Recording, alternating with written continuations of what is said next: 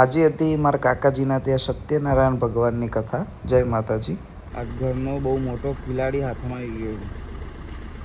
આટલું મોટું ઉંદેડું પકડી ગયો ઘરમાં આટલું. આ છોડવા જોઈએ.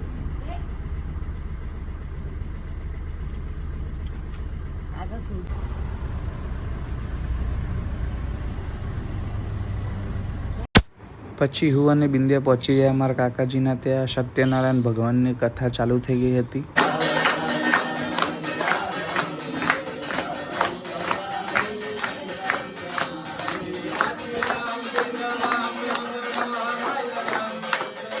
આજે બિંદિયાએ બધાને પાર્ટી આલી છે, પીઝા પાર્ટી. હું, બિંદિયા અને આદ્વિક અમે 3 પીઝા લેવા જઈએ છીએ. આદ્વિક ફૂલ ફોર્મમાં છે.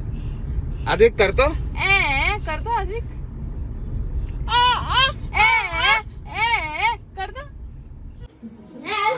ઘરમાં આવી ગયા છે આટલા બધા પીઝા.